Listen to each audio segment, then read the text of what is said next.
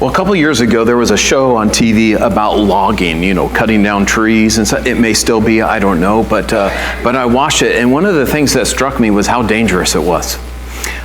You had people who would cut down a tree and it would fall the wrong direction and almost land or actually land on someone. And you would have things break, cables break and things falling. It was a dangerous thing. So I wasn't surprised when this week I read that it is actually the #1 most dangerous job in America. Now, there's another occupation that I'd like to talk about this morning that did not make the list. But it did not make the list, I think, because one, we don't have them in America, and two, there aren't many of these people in general. But the occupation I'm talking about is king. If you know much about history, you will know that this is an occupation that is very dangerous, because there's always someone who wants you removed, or someone who wants to take your place. And so many kings through history have been killed or chased off into exile.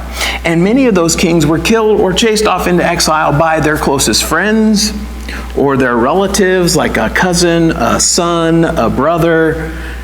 It's a dangerous occupation. And so it's not surprising that when Solomon becomes king, this is an issue.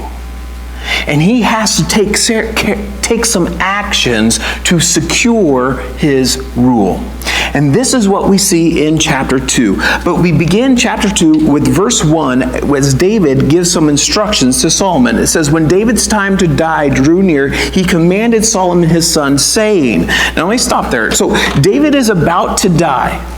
But before he does, he gives Solomon some final instructions on how to rule over Israel and how to secure his kingdom. And these instructions can fall or fit into two categories.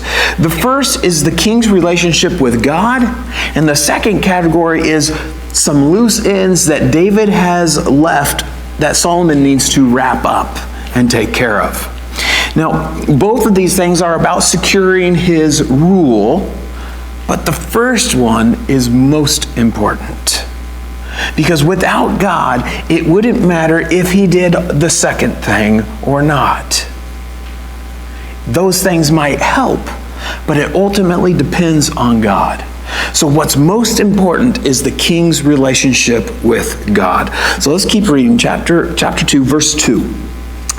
David said, "I am about to go the way of all the earth.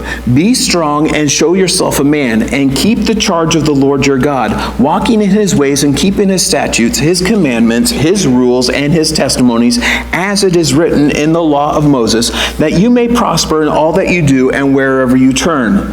And the Lord may establish his word that he spoke concerning me, saying, if your sons pay close attention to their way, to walk before me in faithfulness with all their heart and with all their soul, you shall not lack a man on the throne of Israel." And so David is about to go the way of all the earth, he says. Well, everything on the earth wears out or eventually dies, and that's his point. It's a euphemism for I'm about to die. And so he is about to die, and David gives these commands to Solomon. He tells him to be strong and show yourself or act like a man. Now, how is he supposed to do this? I mean, he's telling him to live in a way that shows his strength, that shows his maturity and his ability to lead. Now, how is he supposed to do this? Well, he does it by obeying God and being faithful to God. Because David answers it. He says, keep the charge of the Lord. So in other words, do what God has said. Do what God requires. Do what God has assigned to you. Now, how does he do that? Well, he further explains by saying, by obeying everything God has said. And David piles up the words here to emphasize this point. He says, keep his statutes, keep his commandments, his rules, his testimonies that are in the law of Moses. Now, really, all these things are the same thing, or possibly specific parts of the same thing, which is God's law. God's holy standards, God's instructions for life. And David tells Solomon, do it all. Now, did David do that perfectly? Well, no, he didn't. But when he failed to do that, he repented of his sin. And it was his goal in life. It was his heart's desire to be obedient, to be faithful to God. And in this challenge that David gives to Solomon, we see David's heart for God. He's saying, this is what's most important. You do everything God has commanded. And he seems to have passed on his heart for God to Solomon, at least in Solomon's early years. And I want to share with a quote for you, or with you that I read, because I think he sums this up very well. He says, there can be no doubt that much of Solomon's early spiritual vitality and dedication to God may be attributed to David's deep personal relationship to the Lord and desire to honor him. David's legacy to Solomon was thus much more than a great kingdom with secure borders, tributary nations, and considerable wealth and prestige. Far more importantly, he instilled in Solomon a love for God and his word. And so David says, obey God, be faithful to God. But that being said, David gives another reason for being obedient to God. He says that if you are faithful to God, then you will be successful as king, because God will establish his word. In other words, God will do what he has promised to David when he made a covenant with David. God promised that David would have a dynasty, that his sons would sit on the throne after him, that the throne would always belong to David's descendants. Now, this is ultimately fulfilled in Jesus, who is a descendant of David and whose rule will last forever. But in the meantime, this promise is for every one of David's descendants who is king. God will bless them if they are faithful to him. God also promised that if they are not faithful to him, that he will discipline them, like a father disciplines a son. In other words, if they are not faithful, they will not experience those blessings. And so their disobedience would never nullify God's promise to David, but it would mean that they would not receive the benefits of that promise. Now, as we study through 1st and 2nd Kings, what we will see, this is what we're going to see. We're going to see kings, we're going to see their obedience and disobedience. We're going to see their successes and their failure. And eventually, their failure will lead to exile, and there will be no king on the throne of Israel. And then that leads to an anticipation of the Messiah, a new king who will come and will save God's people and will sit on David's throne. You see, when we study this history of Israel, it shows us the need for Jesus. But here Solomon is simply told to be faithful to God and to serve him with all that he is, and that God will bless him and will establish his promise, his word, will establish the throne for Solomon. You see, the key thing to notice here is that it's his relationship with God that will bring security and that will establish his rule. It's not education or great skill or ingenuity or political strategy or wealth or military might or great foreign relations or anything else that we normally think of as establishing a rule or bringing security to a nation. Now, all those things would likely help, but God is the answer. To be successful in God's kingdom, you have to be close to God. Whether we're talking about Old Testament kings or even today,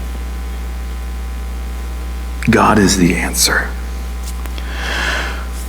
Well, David continues, and now he tells Solomon about some other issues he needs to deal with. First, he mentions this in verses 5 and 6. He says, moreover, you also know that Joab the son of Zeruiah did what Joab the son of Zeruiah did to me, how he dealt with the two commanders of the armies of Israel, Abner the son of Ner and Amasa the son of Jether, who he killed, avenging in time of peace for blood that was shed in war, and putting the blood of war on the belt around his waist and on the sandals of his feet. Act therefore according to your wisdom, but do not let his gray head go down to Sheol in peace. Basically, David is telling Solomon that Joab needs to be dealt with. Joab needs to be put to death for murder, because he is a murderer, for those murders that he had committed. Now, he mentions Abner. If you remember Abner, he was the leader of Israel's army when David was first becoming king. And Abner had come down to David, and they had made a treaty together, and David promised him peace. And then Abner headed home. Joab heard about it, called Abner back, and under the pretense of friendship, killed him in cold blood. Then we have Amasa. David had made him leader or commander of the army after he had returned from running from or fleeing from Absalom, when Absalom revolted. And he had Amasa replace Joab as leader of the military, because Joab had killed Absalom after David had said not to. Well, Joab didn't like that, and when he had the opportunity, he killed Amasa and took his position back. And so this is what he's talking about. David is saying he's a murderer. And he uses figurative language, that his clothes are stained with blood, that he obviously is guilty and he deserves death, that he took things that happened in war and he brought it into everyday life and continued to kill when he shouldn't have. But David telling Solomon to take care of Joab for murder begs the question, why didn't David just do it already? And that's a good question. And some people, there are some possible reasons for it, but we don't really know. But what we do know is that Joab is a murderer, and he deserves to die. He continues, next instruction, verse 7.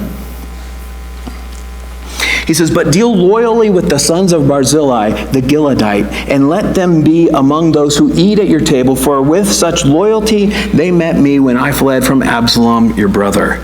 And so now he's talking about Barzillai. He was loyal to David, and he had helped David when he fled from Absalom. He brought food and supplies for David and the people with him. And so David is just saying, make sure you honor them. Make sure you reward his family, that you continue to treat them well, as I have. Next instruction, verse 8 and 9. He says, and there is also with you Shammai, the son of Gera, the Benjaminite from Bahurim, who cursed me with a grievous curse on the day when I went to Mahanaim. But when he came down to meet me at the Jordan, I swore to him by the Lord, saying, I will not put you to death with the sword. Now therefore, do not hold him guiltless, for you are a wise man. You will know what you ought to do to him, and you shall bring his gray hair down with blood to Sheol. So here we have Shammai. Shammai is another troublemaker. He's from the tribe of Benjamin, which is the same tribe that Saul, the king, had been from. And he was upset, Shammai was upset that David had replaced Saul as king. And so when David fled from Absalom, if you remember, Shammai ran alongside across the way from him and yelled curses at David. And not only that, he threw rocks at David and the people with him. And he basically said, you're getting what you deserve. And he was so happy to see David chased out of town. But then when David won and was coming back to town, Shammai really quickly ran out there and met David and submitted to him and apologized and basically said, please don't hold that against me. And David promised that day that he would not kill him. And the reason he gave for that promise, he says, because today is a day for celebrating, not for killing.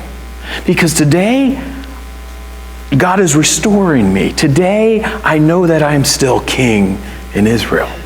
And so he made that promise to him.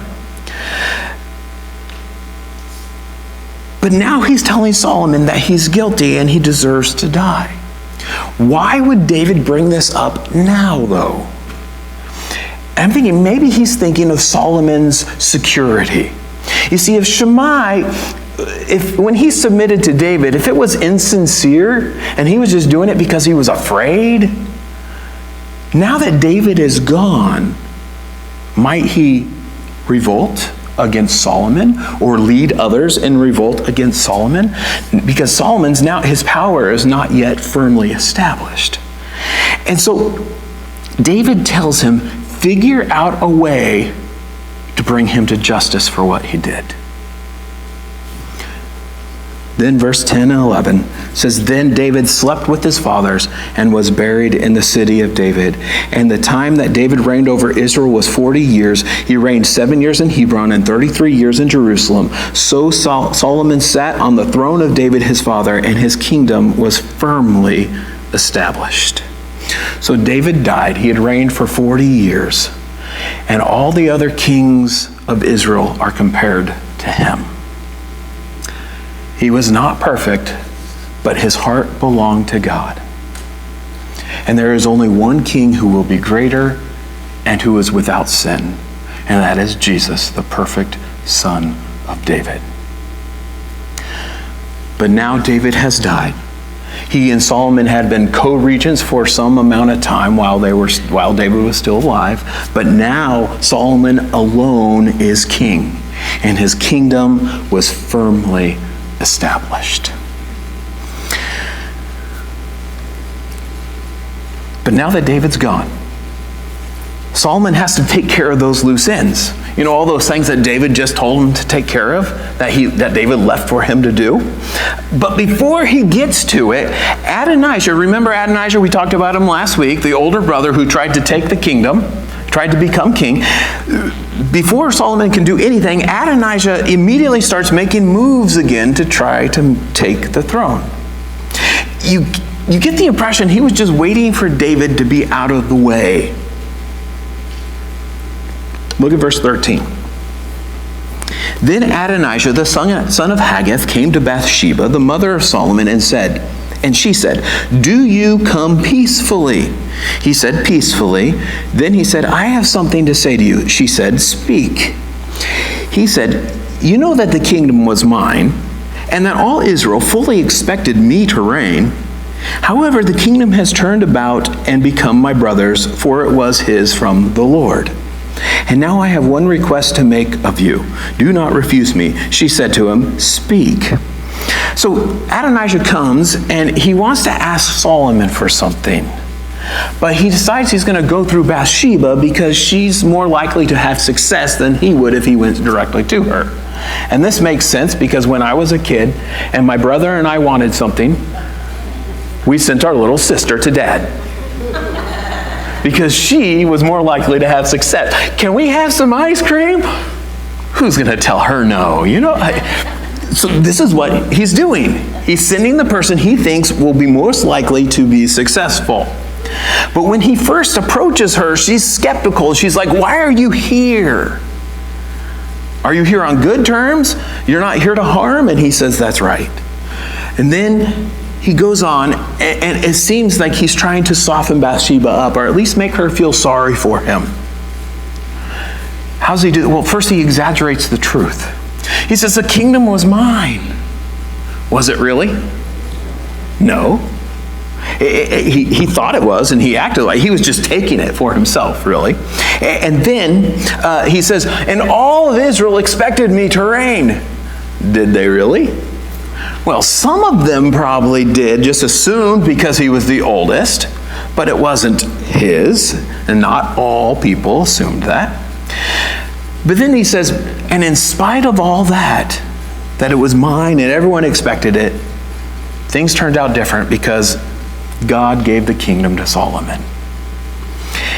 And he says this, and this suggests kind of like he's okay with that. Well, you know, God did it, so it's good, it's okay.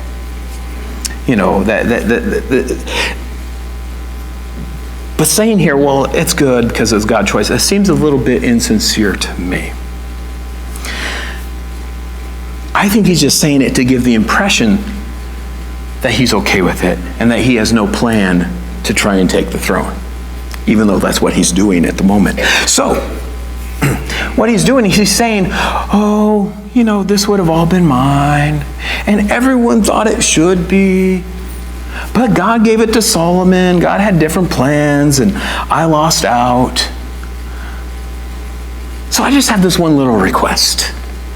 Just give me my consolation prize, if you will. And so Bathsheba seems convinced, and she asks him what he wants. Look at verse 17. And he said, please ask King Solomon. He will not refuse you to give me Abishag the Shunammite as my wife. Remember, Abishag the Shunammite was the young woman who they had searched and brought in to keep David warm. So Bathsheba went to King Solomon to speak to him on behalf of Adonijah. And the king rose to meet her and bowed down to her. Then he sat on his throne and had a seat brought for the king's mother, and she sat on his right. Then she said, I have one small request to make of you. Do not refuse me. And the king said to her, make your request, my mother, for I will not refuse you. She said, let Abishag the Shunammite be given to Adonijah your brother as his wife. Now let's stop there for a second. So he wants Solomon to give Abishag to him as a wife. Now Abishag was that beautiful young woman who kept David warm, and as I said last week, she would have become one of his wives or a concubine in the course of that as well. But he comes and he says this to Bathsheba, and he kind of butters her up a little bit too. He says, you ask him, he won't tell you no. He might tell me no, but he's not going to tell you no.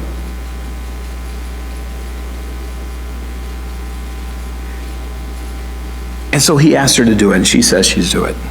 Now, he was right about this, that he would listen to Bathsheba, because she goes in, and when she goes in, what does Solomon do? He raises up, he stands up, and bows to his mom. He's showing her respect. And then he has a chair brought over and sat right next to his throne, on the right side in the place of honor, where they can sit and talk. And so she goes in, and then she says, I just have this one small request.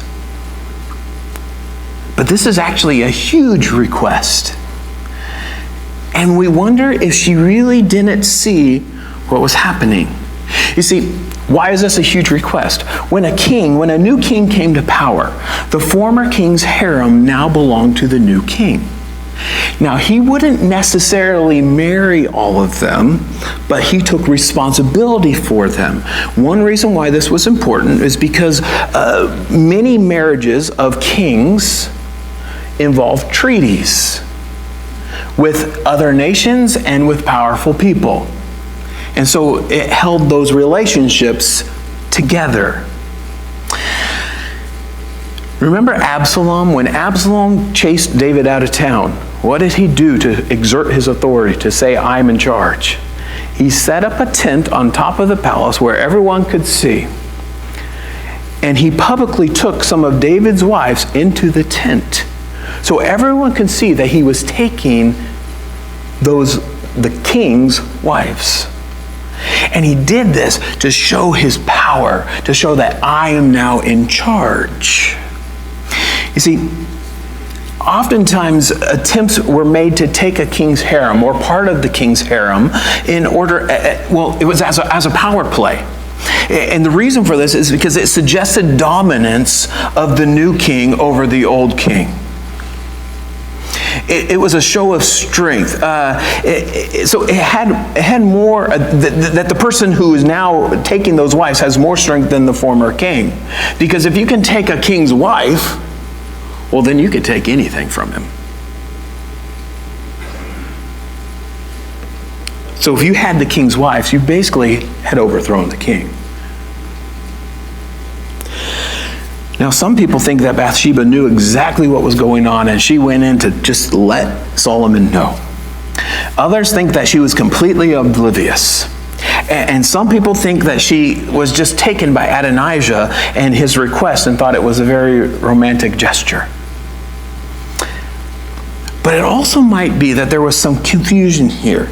She might not have thought too much about this because Abishag's status as a wife may have been uncertain. Bathsheba may have said, because in chapter 1 it told us very clearly that David did not know her, that he had not had sexual relationships with her. And so it may have been unclear if she was a full wife or not. And Bathsheba may have thought, well, it might not be that big of a deal.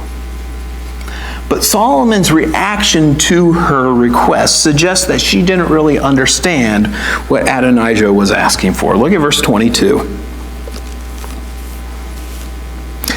King Solomon answered his mother, "And why do you ask Abishag the Shunammite for Adonijah? Ask for him the kingdom also, for he is my older brother, and on his side are Abiathar the priest and Joab the son of Zeruiah."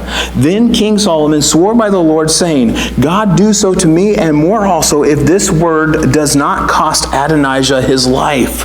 Now therefore, as the Lord lives, who has established me and placed me on the throne of David my father, and who has made me a house, as he promised, Adonijah shall be put to death today." So King Solomon sent Benaiah the son of Jehoiada, and he struck him down, and he died. So Solomon's response is, you might as well be asking me just to give him the kingdom. He's already the oldest son of David. He already has the support of the priest and the military commander. If now he has David's wife, or one of David's wives, then that may just give him more legitimacy in the people's eyes and might give him the edge he needs to take the throne. And Solomon, being wise, as David said that he was, and as David told him to be, sees right through this ploy. Adonijah, on the other hand, was not so wise, because he had been clearly warned not to be disloyal in any way. But he was quickly disloyal to Solomon. And he uses a fairly obvious strategy, and it will cost him his life. As was promised, if you were disloyal, you will be put to death. And as promised, Solomon has him put to death for treason. Well, 26.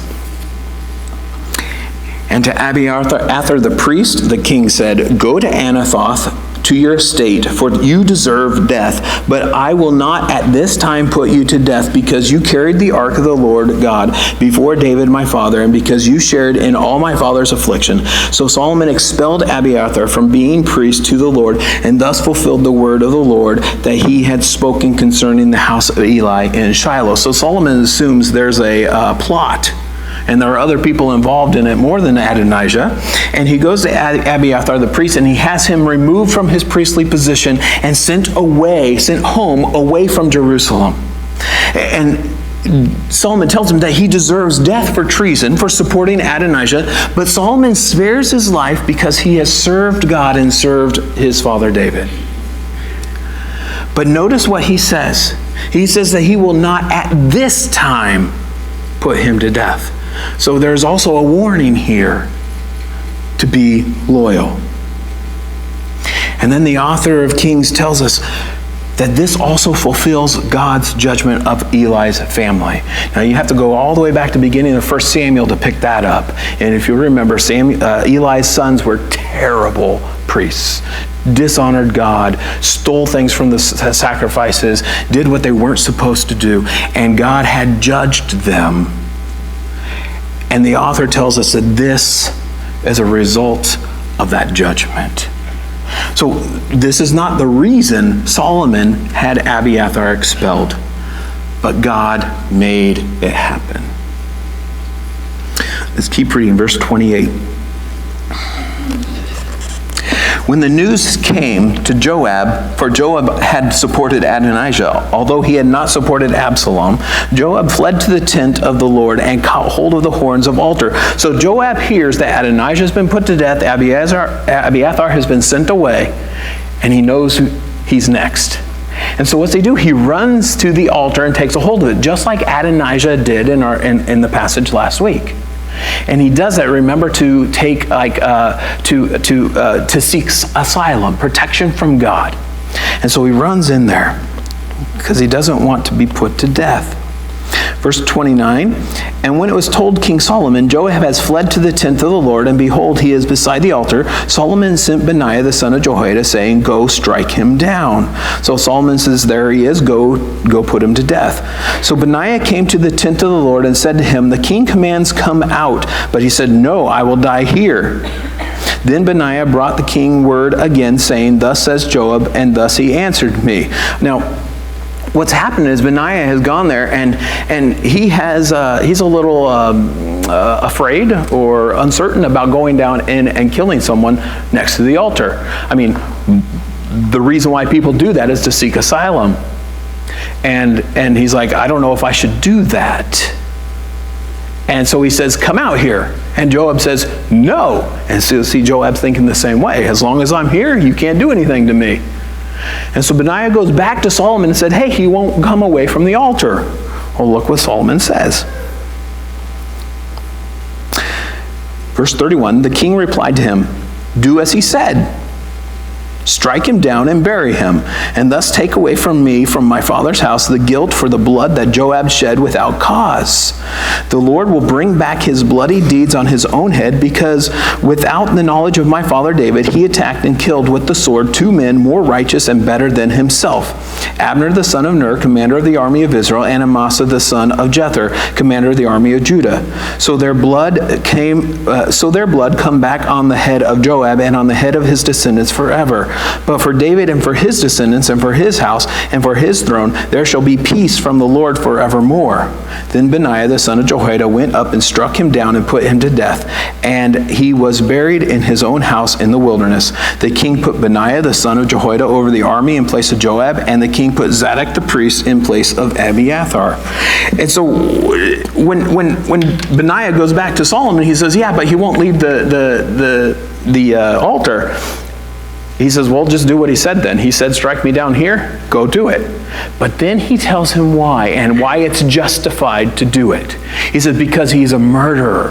And he explains the situation. And at that point, Benaiah says, that's right, it's just. And so he goes and he strikes him down there next to the altar. He takes and he has him buried, and the priest and the military leaders are replaced. Now there's one more loose end to tie up. Verse 36 to 38. Then the king sent and summoned Shimei and said to him, build yourself a house in Jerusalem. Now remember, Shimei is the one who had cursed David. And David had promised he wouldn't put him to death. And so he said, and told Solomon to be wise and figure out what to do. So he says, build yourself a house in Jerusalem and dwell there, and do not go out from there to any place whatever. For on the day you go out and cross the brook Kidron, know for certain that you shall die. Your blood shall be on your own head. And Shimei said to the king, what you say is good. As my lord the king has said, so will your servant do. So Shimei lived in Jerusalem many days. And so David had shown grace to Shimei, but he understood that that apology wasn't necessarily sincere, that he was just afraid, and that Shimei most likely was pro-Saul, anti-David, and that also meant he would be opposed to Solomon. And so he was a danger to Solomon. So what does Solomon do? He says, I'm going to bring you to Jerusalem where I can keep an eye on you. And so he's brought to Jerusalem, and he has to stay there. He's kind of like under house arrest, except for it's just the city. He has to stay there in the city of Jerusalem. If he leaves town, he'll be put to death. And so Solomon tells him this, and Shimei agrees to it. He says, that sounds good. And later we'll read that he actually took an oath before God about this as well. So what do you think that he did? Well, let's keep reading. Verse 39. But it happened at the end of 3 years that two of Shammai's servants ran away to Achish, son of Maacah, king of Gath. And when it was told Shammai, behold, your servants are in Gath, Shammai arose and saddled a donkey and went to Gath, to Achish, to seek his servants. Shammai went and brought his servants from Gath. And when Solomon was told that Shammai had gone from Jerusalem to Gath and returned, the king sent and summoned Shammai and said to him, did I not make you swear by the Lord and solemnly warn you, saying, know for certain that on the day you go out and go to any place whatever, you shall die? And you said to me, what you say is good, I will obey. Why then have you not kept your oath to the Lord and the commandment with which I commanded you? The king also said to Shammai, you know in your own heart all the harm that you did to David my father, so the Lord will bring back your harm on your own head. But King Solomon shall be blessed, and the throne of David shall be established before the Lord forever. Then the king commanded Benaiah the son of Jehoiada, and he went out and struck him down, and he died. So the kingdom was established in the hand of Solomon. So Shammai just leaves. Maybe he thought Solomon wouldn't notice.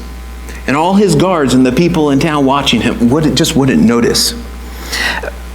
Or maybe he thought, well, I'm going to pass this one on a technicality, because I didn't cross the brook Kidron, or the Kidron Valley. Now that was mentioned specifically because in order for Shammai to get back to his old home, he would have had to cross through the Kidron Valley. But maybe he thought, well, I didn't go through Kidron, but what did Solomon say? Wherever. In other words, you don't go anywhere. You don't leave the town.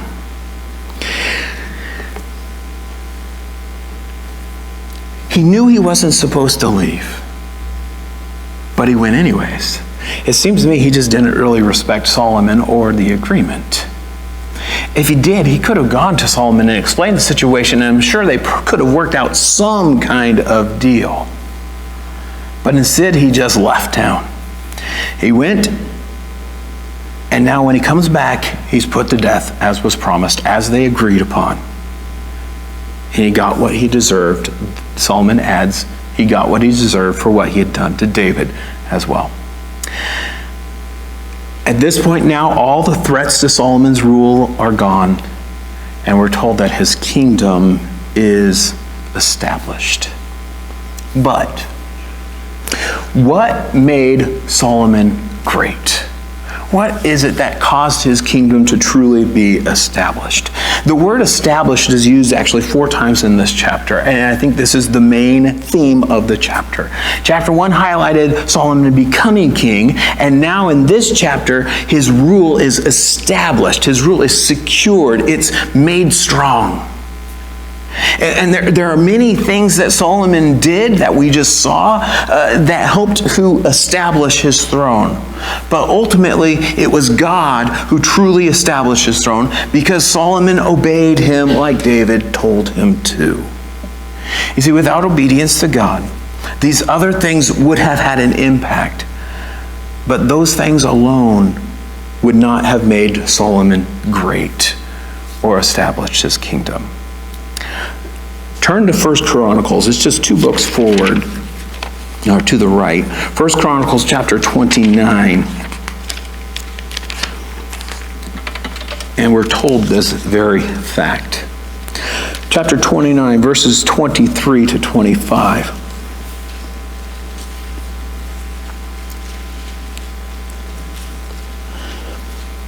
It says, then Solomon sat on the throne of the Lord as king in place of David his father.